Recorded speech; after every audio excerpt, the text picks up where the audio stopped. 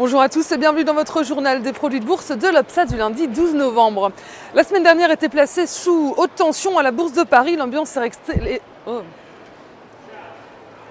Bonjour à tous et bienvenue dans votre journal des produits de bourse de l'Obsa du lundi 12 novembre. La semaine dernière était placée sous haute tension à la Bourse de Paris. L'ambiance est restée extrêmement tendue sur les marchés. Le CAC 40 a terminé sur une légère hausse de 0,47% à 3424 points après avoir passé la majeure partie de la séance dans le rouge. La Grèce et l'Espagne sont toujours sous les feux des projecteurs. La Grèce est encore dans l'attente d'une nouvelle tranche d'aide pour rembourser ses emprunts avant la mi-novembre. En Espagne, la perspective d'une demande d'aide financière n'est pas encore d'actualité.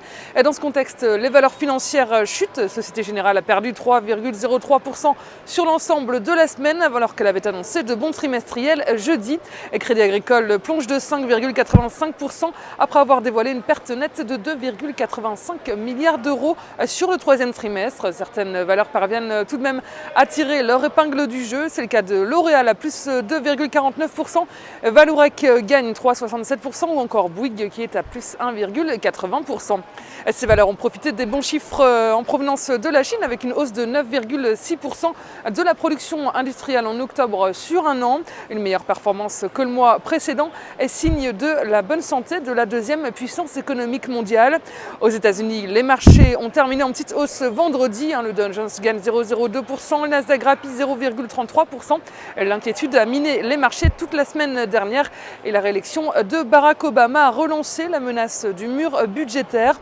Une bonne nouvelle est tout de même tombée vendredi. Le moral des ménages ressort en hausse au mois de novembre à un plus haut depuis juillet 2007. Parmi les valeurs à suivre vendredi à la bourse de New York, on note le site d'achat groupé Groupon.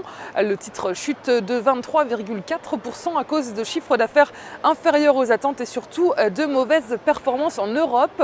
Disney publie des résultats conformes aux attentes, mais le titre chute de 5,90%.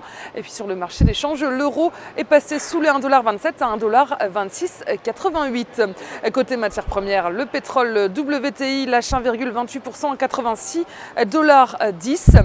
Aujourd'hui, on s'intéresse à l'équipementier télécom Alcatel-Lucent. Graphiquement, le titre s'est affranchi d'une oblique baissière, tandis que les moyennes mobiles à 20 et 50 jours se retournent à la hausse. Tant que le support est à 72 centimes d'euros, un rebond technique est attendu vers les cibles à 98 centimes et 1,07 €. La stratégie qui vous est proposée pour jouer cette valeur, c'est l'achat du Varant Call Alcatel-Lucent à 2536 T d'Unicredit au prix d'exercice d'1 € et d'échéance au 1er mars 2013. Voilà, c'est tout pour aujourd'hui. Très bonne journée et à demain.